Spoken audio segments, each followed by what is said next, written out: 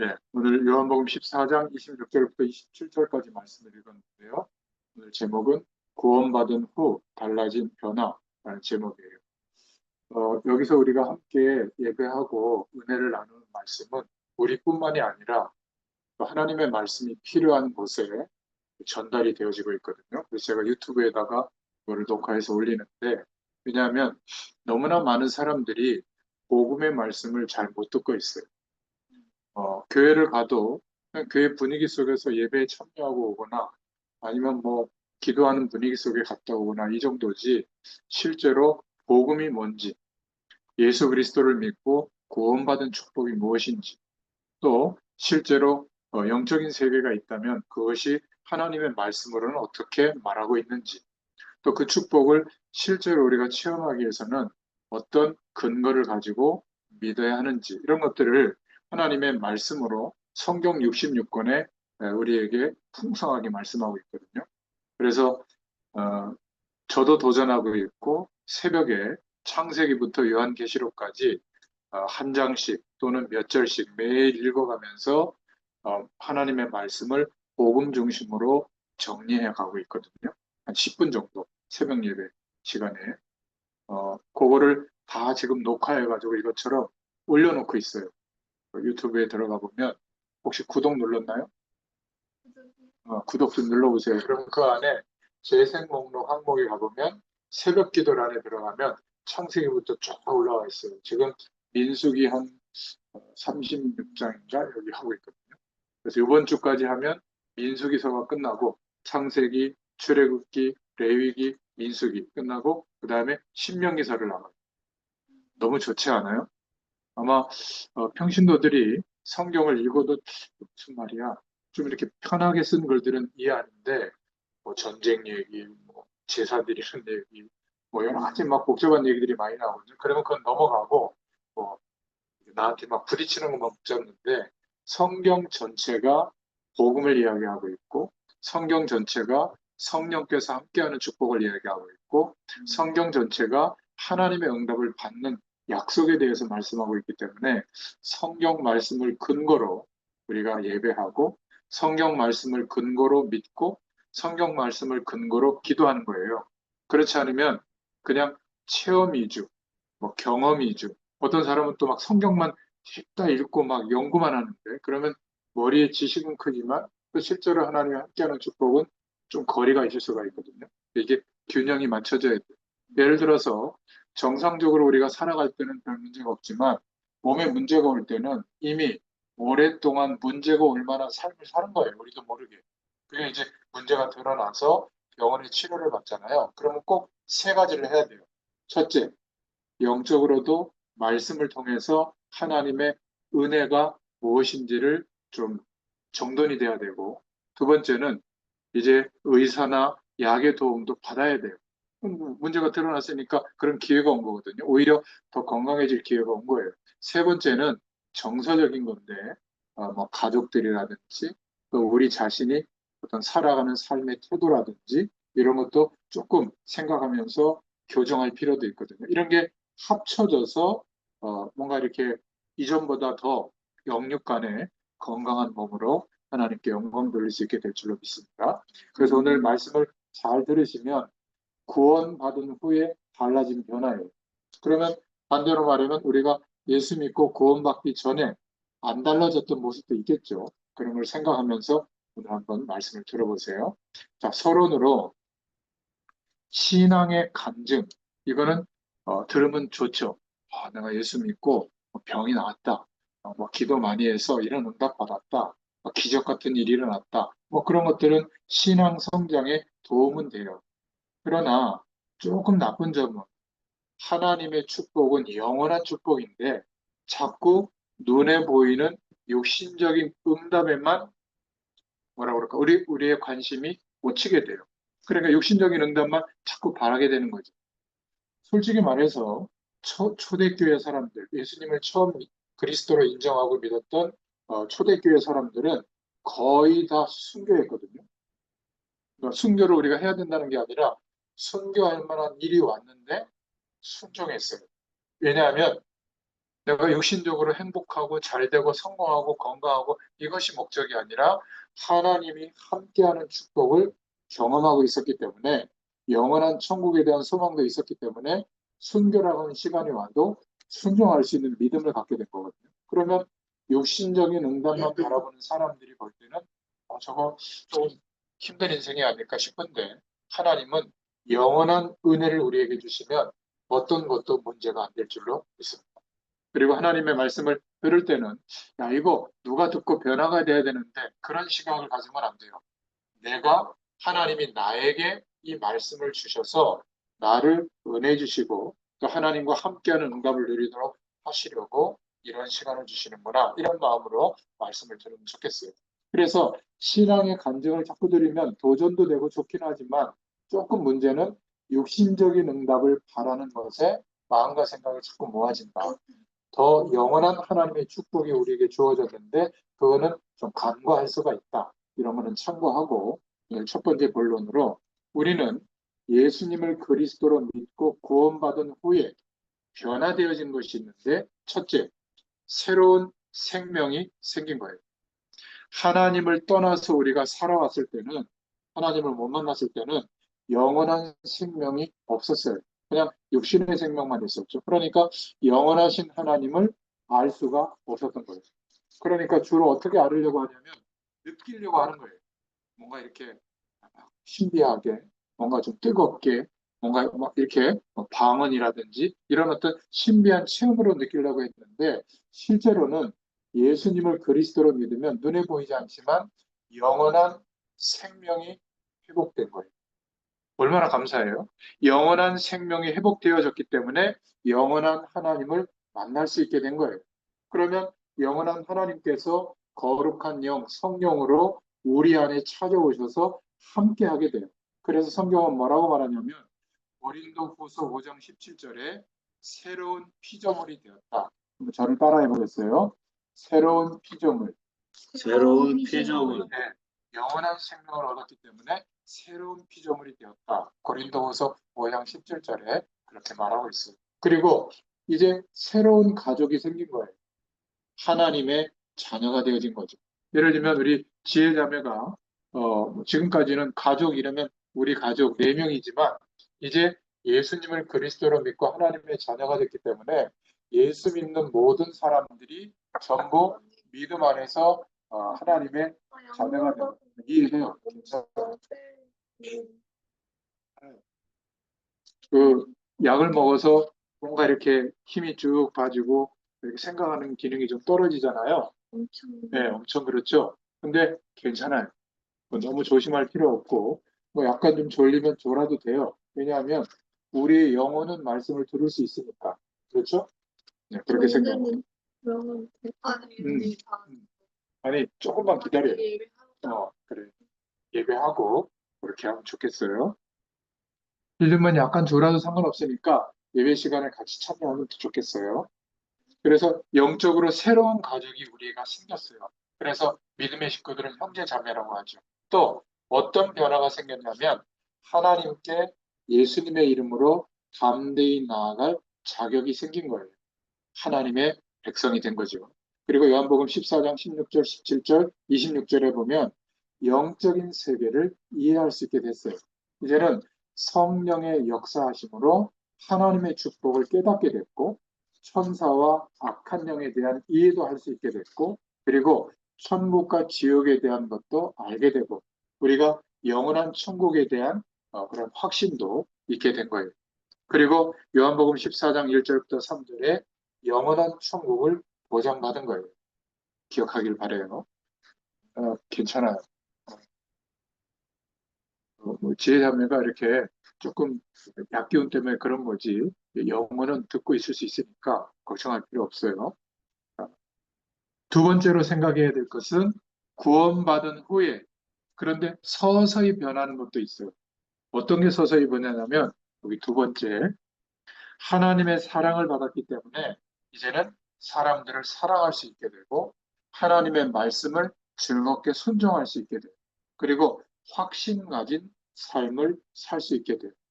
그리고 오직 예수님, 오직 믿음으로 살게 돼요. 다섯 번째로는 이제는 세상과 구별된 삶을 살면서 하나님의 말씀의 언약과 맞는 삶을 향해서 나아갈 수 있게 될 줄로 믿습니다.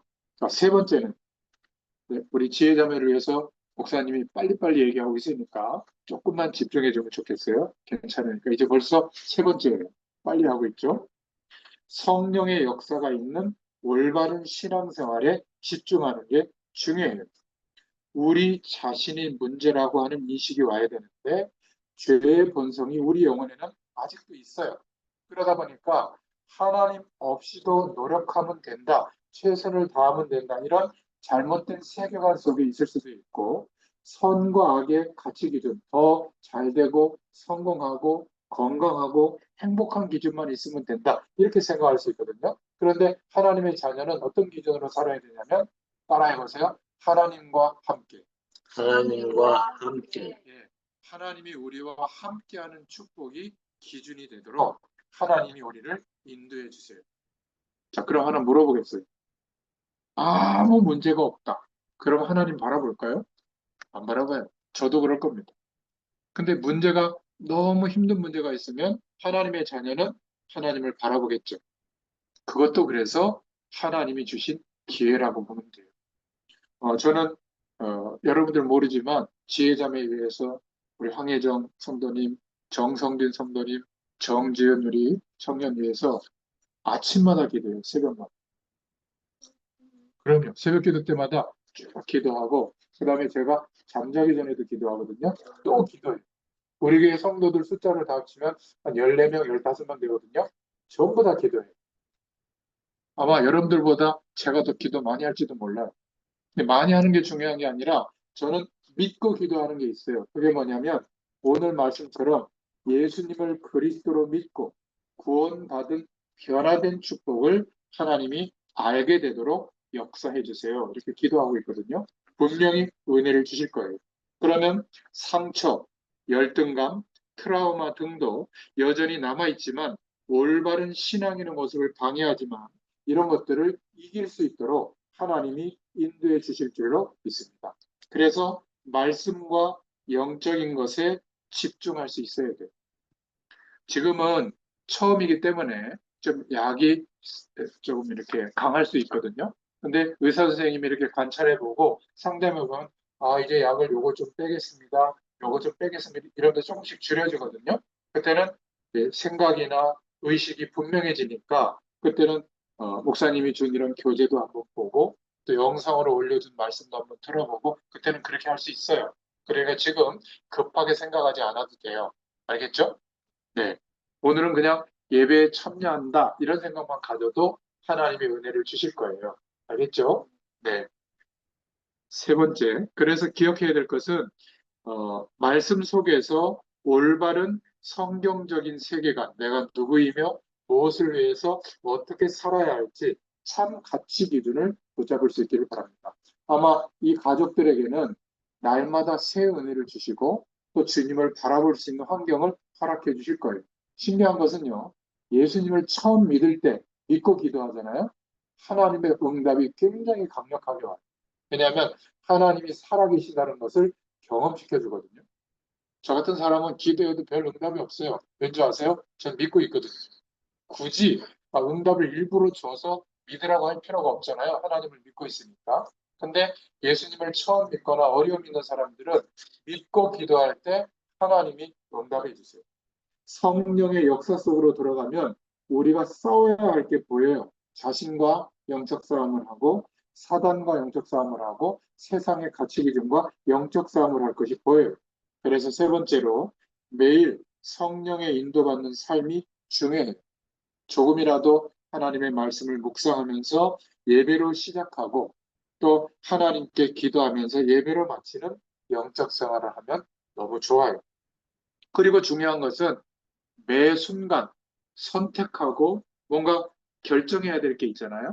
예를 들면 우리 지혜자매도 조금 힘들지만 내가 목사님이 오시니까 힘들어도 예배를 드리고 쉬어야지 이런 결정도 중요한 거예요. 그죠? 또 우리가 많은 일들이 있지만 낙심하기보다 하나님이 함께 하실 것을 믿고 소망을 갖는 것도 중요한 선택이에요.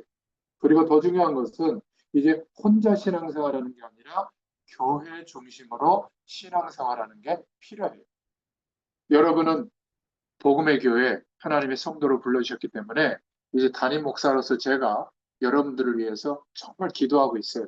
그러니까 영적으로는 걱정하지 마세요.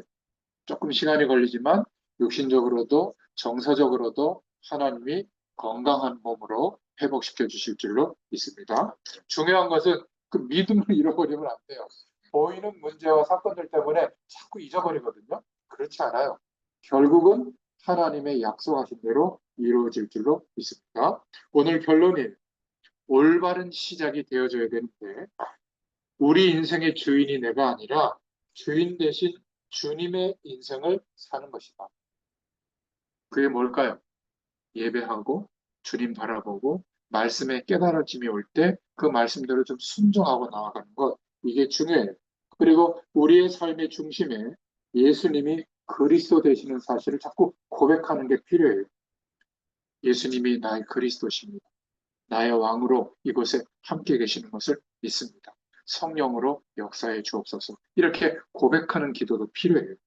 또 우리의 삶이 걱정과 염려보다 판단과 해석보다 기도가 되기를 바랍니다. 그리고 우리의 삶의 목적이 하나님께 영광이 되면 될 줄로 믿습니다. 할렐루야. 오늘은 뒷부분에 넘겨서 기도문인데 함께 기도하고 마치도록 하겠어요. 읽으면서 보고 천천히 같이 읽으면서 기도하겠습니다. 시작. 문제와 사건, 시험, 일용 앞에서의 기도. 소리 내서 같이 해요. 살아계신 하나님 아버지, 이 시간도 그리스도의 언약 잡고 기도하게 하시니 감사합니다. 그리스도는 내 인생 모든 문제의 해답이시며 내 삶의 주인이심을 믿습니다. 지금 이 시간 기도하는 나에게 주의 성령으로 충만하게 역사하여 주옵소서. 예수님은 참 선지자, 참 제사장, 참 왕이신 그리스도이심을 믿습니다. 하나님을 떠나 방황하던 나에게 하나님 만나는 길을 열어주시고 원죄, 자범죄, 조상의 죄로 인한 저주와 재앙에서 해방하시고 마귀의 종노릇과 운명에서 벗어나 하나님 자녀의 신분과 권세를 누리며 살게 하시니 감사합니다. 우리 첫 번째 내용 보면서 기도할게요. 문제와 사건 속에서 언제나 나와 함께 하시며 책임지시고 인도하시는 하나님의 사랑을 믿습니다. 이 시간 눈에 보이는 문제, 이전의 문제와 사건의 배후에서 속이며 불신앙하게 하는 흑암의 세력은 예수 그리스도 이름으로 완전히 무너지게 하옵소서. 인생의 주인 되신 그리스도 앞에 염려를 내려놓고 참 평안을 얻게 하옵소서. 그래서 그리스도 안에 있는 자에게 모든 문제와 사건은 결국은 축복이요 기회인 것을 보게 하시고 새롭게 도전하는 발판이 되게 하옵소서. 지금 실패의 자리에 있더라도 낙심하지 않으며 함께 하시는 하나님의 능력을 믿고 성령의 역사를 체험하는 축복으로 승리하게 하옵소서. 승리할 줄로 믿습니다. 이 시험과 환난 속에서 항상 더 좋은 계획을 가지고 나를 붙드시고 보호하시는 하나님의 은혜를 믿습니다. 이 시간 시험과 환난을 통해 염려와 불신앙을 가져다주는 모든 사탄의 계계가 예수 그리스도의 이름으로 무너지게 하옵소서. 또한 현실의 어려움으로 인하여 중요한 것을 놓치게 만드는 나의 어리석음이 치유되고 하나님의 숨은 계획이 발견되며 기적을 이루는 시간표가 될 것을 믿습니다. 그래서 이 어려움을 감당케 하시고 또한 피할 길을 내사 결국 승리할 것을 믿습니다. 시험과 환난은 지나가는 것이기에 예수 그리스도의 언약 붙잡고 승리하는 증인으로 서게 하옵소서. 3. 질병과 연약함 앞에서 나를 강하게 하시고 치유하시는 하나님의 능력을 믿습니다. 이 시간 내 몸에서 질병이 치유되어 건강하게 하옵소서. 나도 모르게 숨겨져 있는 마음의 병과 육신과 영적인 질병이 치유되게 하시며 질병을 통해 역사하는 흑암 세력은 떠나가게 하옵소서. 가정과 가문에 흐르는 무능과 무기력으로 인한 가난의 저주와 오래된 영적인 질병이 치유되게 하옵소서. 나의 질병과 연약함이 오히려 사실적인 임마누엘 하나님이 함께 하시는 축복 누리는 기회가 되며 깊은 기도 속에 복음의 사실들이 체험되고 회복되게 하옵소서. 하나님이 주시는 영적인 힘과 능력을 힘입어 가문을 살리며 현장을 살리는 증인으로 단단히 서게 하옵소서.